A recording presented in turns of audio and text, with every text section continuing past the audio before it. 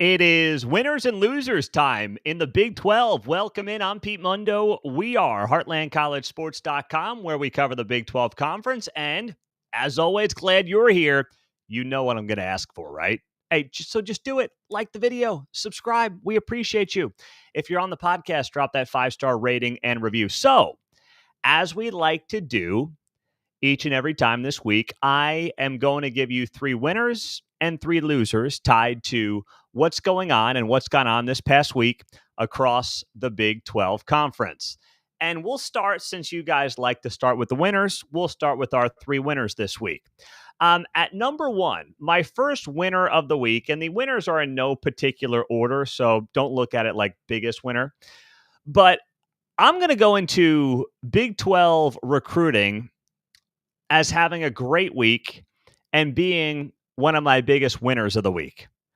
All right, the Big 12 is not getting enough credit for how it's recruiting as of late, with multiple top 50, top 100 players for the class of 2026 in football going to Big 12 schools, going to places like Houston, going to BYU, going to Texas Tech. I mean, you have some really good players coming into the Big 12.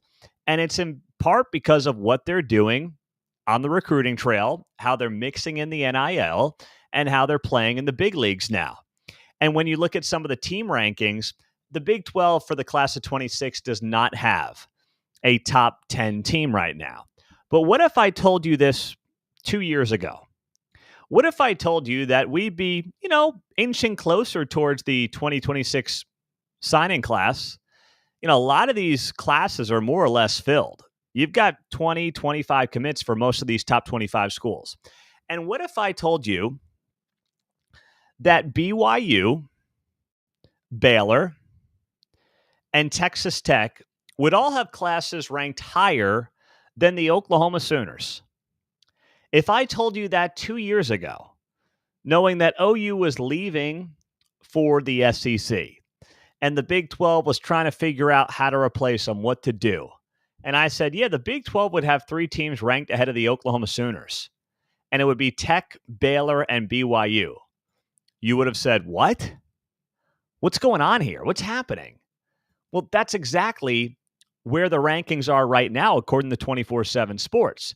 We know how good BYU has it right now with guys like Ryder Lyons coming in, of course, at quarterback. And then you've got a bunch of 4-star dudes as well. Brock Harris leading the way at tight end there. So there is quality up and down the BYU recruiting class. We know what Texas Tech is doing as well.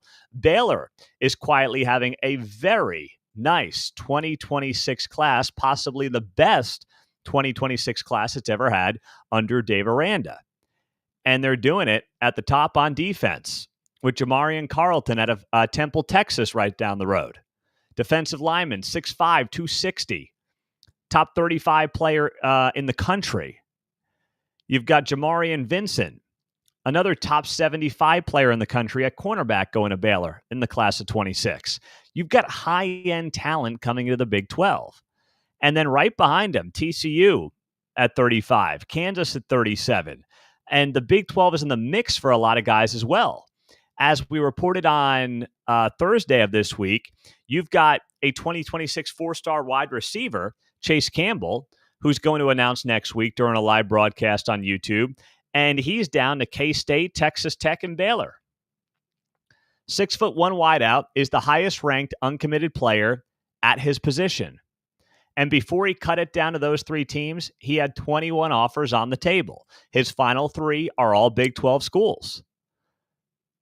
So this is darn impressive. The Big 12 is not getting enough credit for the job it's doing on the recruiting trail, and that makes Big 12 recruiting my first winner of the week. Next up, for my winners here this week in the Big 12, I'm going to go with the Kansas Jayhawks, and here's why. We wrote about this on the website, and I give credit to bookies.com. They crunch the numbers on travel miles for each Big 12 team, and KU will rack up the shortest road trip of any team in the Big 12 this season. Their total travel distance is under 6,000 miles spread across 5 games. That is about half of some of the other teams in the Big 12 that I'll talk about later in the show. So think about that. You've got short road trips in this league. That is good for a league that spans from Provo, Utah to Orlando, Florida. That's exactly what you want if you're the Kansas Jayhawks, who I've been thinking more and more about as kind of an underrated, under the radar team going into this season. And that's one of those things in a conference that is as close as this conference is expected to be. When you can be the team that has fresher legs because you've traveled thousands of miles less than some of your opponents, what more can you ask for? You look at KU's schedule, and their first 5 games, 4 of them are at home, and the only road trip is to Columbia, Missouri for Mizzou. I mean, that is as good as it gets. You're talking about not really having a true road trip until you get to Saturday, October 4th when you go to UCF and take on the Knights. That's real nice. Now, in November, they've got a couple of road trips back-to-back, Arizona and Iowa State, but there's a bye week in between there. Kansas's schedule is shaping up really well the more you look at it. And in a Big 12 that is going to be wide open, those are the kind of little things that can make a difference. When is your bye week? Who are you playing? How much travel do you have? That is a really under-the-radar thing to look at. And I'll have more on that coming up later in the show. But the KU lack of travel is something that should make a difference. Chase writing here on YouTube, we won't really know anything about the Jayhawks until week 6, but they could have a very interesting year. Absolutely. And by the way, when you get Cincinnati or West Virginia, Cincinnati, and UCF out of the gates in the Big 12, those are 3 teams that most people will project to be at the bottom of the standings, right or wrong. If they get off to a 3-0 start in Big 12 play and you're going to Lubbock on Saturday, October 11th, and Texas Tech is having the kind of season we think it could have, that is a great game on Saturday, October 11th in Lubbock, Texas Tech, Kansas, and an underrated game as well to keep a close eye on. And my final winner of the week here is something that I think is good for the Big 12, and that's a 5+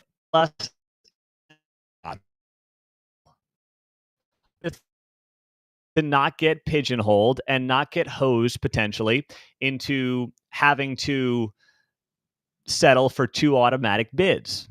We talked about this earlier in the week.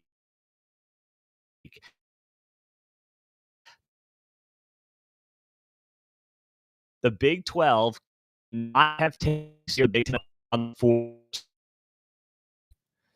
It's not something that this conference can frankly allow to happen. It will be admitting inferiority. And the Big 12 can't do that right now. No conference should do that right now. The Big 12 should say, we want to win it on the field. And the way it's shaping up, the 5-11 model looks to be the preferred model in a 16-team college football playoff, where there will be 5 automatic bids and 11 at-larges. The SEC likes it because they think they can jam in like 8 teams into the playoff with this at-large model. And the Big 10 doesn't like it, but the ACC and the Big 12 prefer the 5-11 model.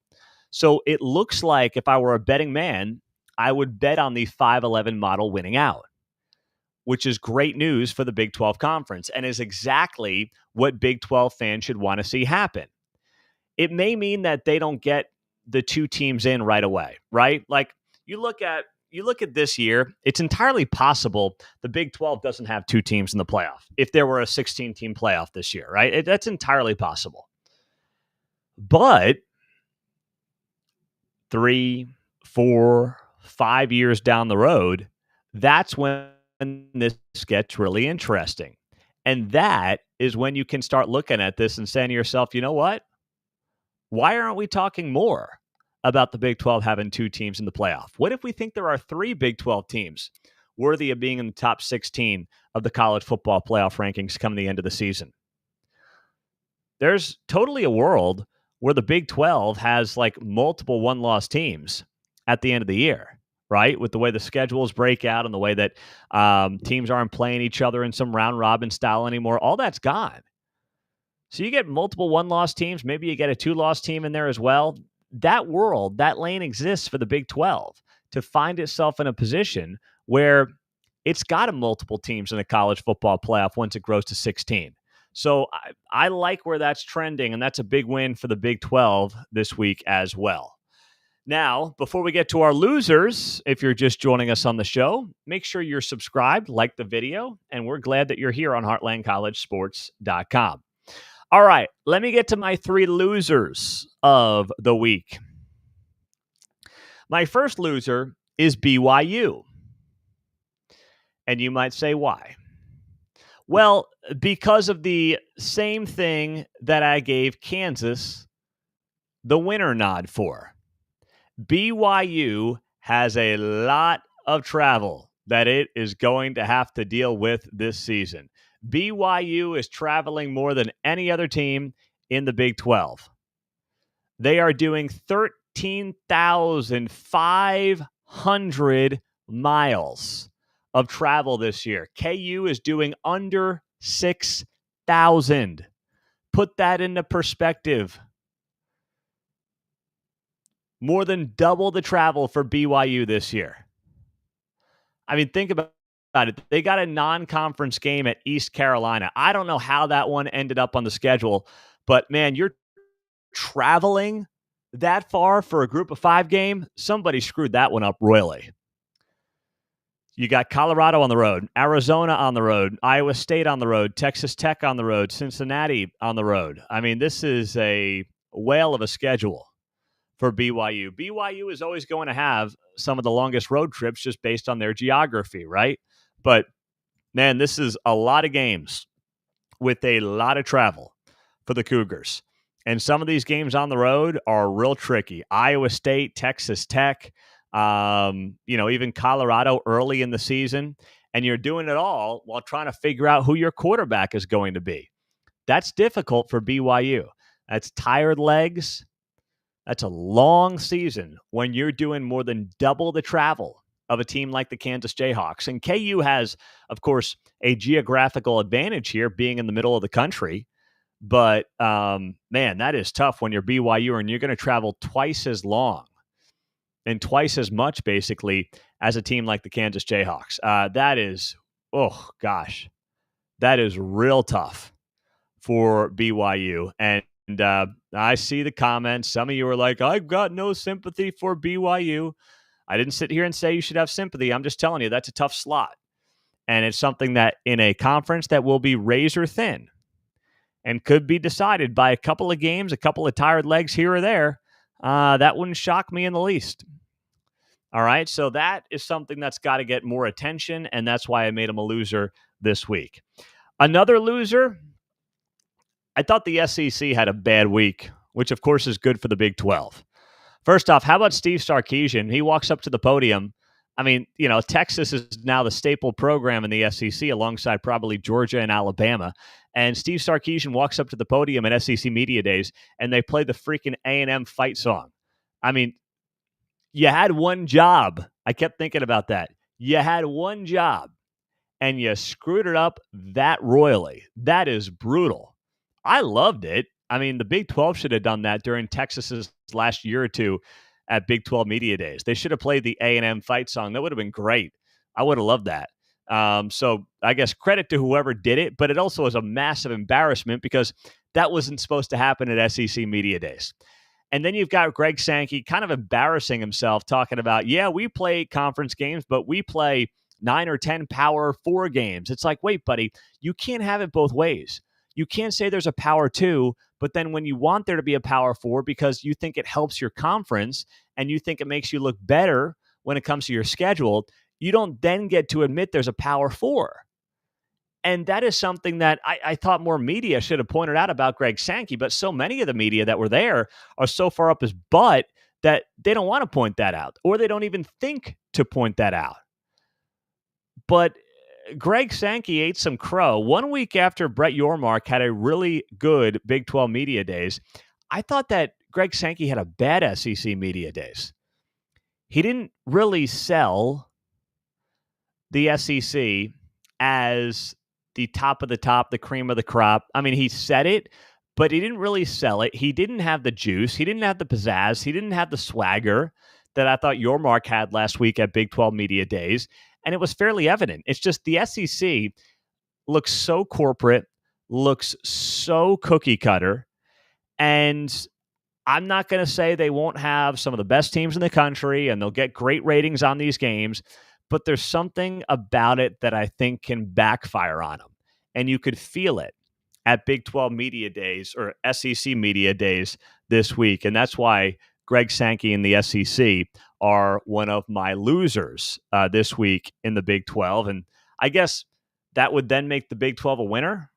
Is that fair? And Sankey also saying that they're basically not on the same page as the Big Ten right now, despite the fact that he's talked to the Big Ten commissioner like 4 times last week, and they still don't have any consensus on what exactly the future of the college football playoff should be. So then my final loser of the week is ESPN's College GameDay. And the reason for that is because Fox Sports is bringing on Barstool Sports' Dave Portnoy to Big Noon Kickoff. Give me your comments and your thoughts on that here on the show. Now, listen, I think what Portnoy is being brought on to do is basically be the Pat McAfee of College GameDay. And Pat McAfee's probably a more likable figure than Portnoy, but they will serve a similar role. And where Portnoy may not have the likability factor of McAfee, what he does have is the unpredictability, right? The crazy, a little bit of nuts. That's what he's got going for him. That McAfee, is kooky. He'll do crazy things. Portnoy will say crazier things than McAfee. That's the difference in those two guys. And Big Noon Kickoff's done a pretty good job making inroads. They've obviously put themselves with a top-tier game at noon Eastern time. That could end up being some Big 12 games. I think Portnoy is going to bring them eyeballs. I know some of you say, and will comment here, being like, I can't stand Portnoy. He's the worst. He brings eyeballs. He does. And that's what Fox is betting on. And Fox needed that.